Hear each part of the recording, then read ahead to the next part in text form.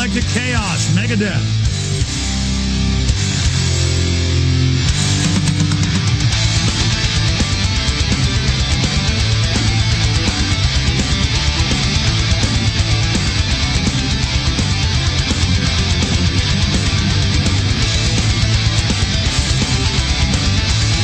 Gotta control myself not to do air guitar. Crank it up.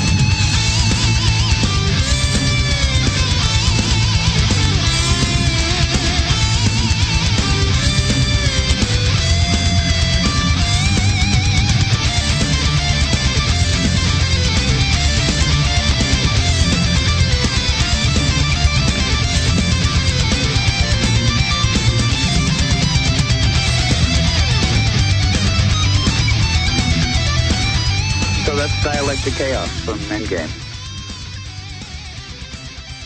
That sounds like old school, but with somewhat of a new edge to it. That sounds like old school heavy metal, speed metal almost. Yeah, well, that's what we were trying to do. We were trying to stick with our roots and do what we know is what we do best. There was a period during the beginning of the millennium where bands were really forced to go and change themselves, not only change their image, change the way that they look and stuff like that, but also change the way that they make their living, their music.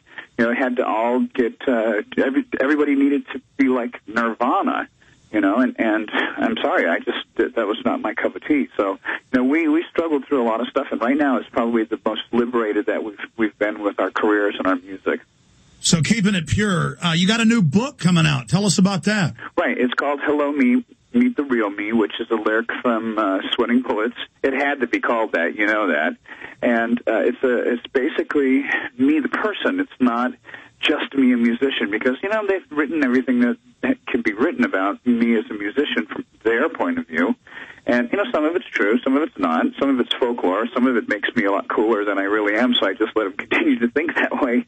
But with the book itself, when I got to the last page and I closed the book, I looked up. I actually was so I was so satiated. I was so content that they finally have got my life into a book so far, and that I read it and I went, you know what? I get it. This is it. This is it. This is who I am, and explained everything perfectly.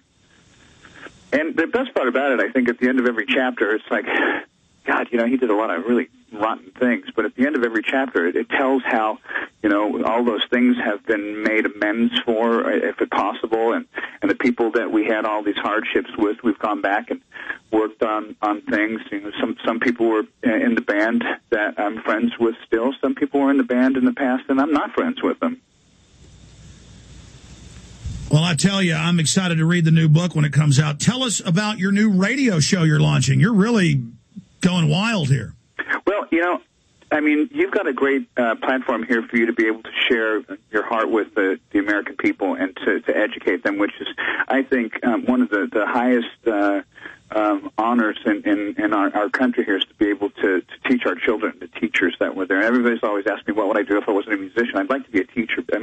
I know the pay is crap, and I know that you don't get any respect, but I love teaching kids. I used to teach martial art at this one school in Scottsdale to kids because the other teachers there weren't really good with the kids, and I loved it. So that's one of the things that I really enjoy doing, and watching the way that the whole music industry is kind of eaten itself and changed it, with the whole digital download thing now.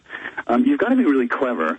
So I really try my very best right now to participate with our fans as much as possible and listen to what what they're talking about. What affects them? You know, it's hard for me to really know what it's like to have food stamps now, but you know what? I did. I lived in a car when I was a teenager, and I was homeless. My mom was a maid, so I know all of these things that you have to go through to get by in life. And I think that's one of the things that most rock stars they try and forget.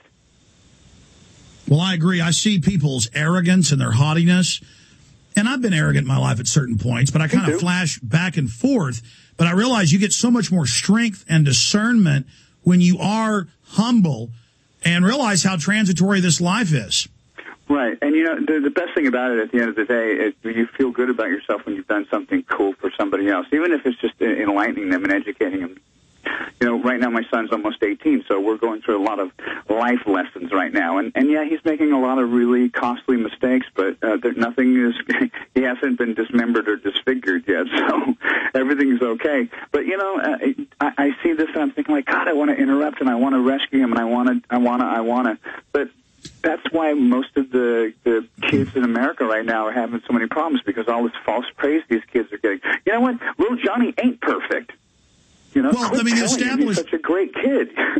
Well, the establishment, the controllers know that. They tell us we've got to be perfect. Madison Avenue tells us we've got to be perfect. So we all feel inadequate. So we've got to buy this death culture the New World Order is selling. And so, oh, yeah, your kid got in a fight. Oh, your kid's depressed because they're going into puberty. Oh, they need a bunch of mind-altering government-issued drugs. Yeah. Yep. That, or isolate them, or single them out in front of everybody. Or give them electroshock therapy. Now, you were telling me during the break, I don't know if you want to say this on air, but you're going on tour, and you were telling me there's some disinfo going on out there about the tour. About the tour? Which part? Oh, the Big Four thing. Yeah, you know, there's rumors going around. In the beginning of heavy metal in the United States, there were 4 bands known as the Big Four, and that was Megadeth, Slayer, Metallica, and Anthrax. And, you know, it's funny, whenever I have a new record coming out or anything like that, there's always something like this that perks up to kind of distract the interviews away from my interviews to something other than that. So this is nothing more than a rumor. People are saying that the 4 bands are going to get together and tour.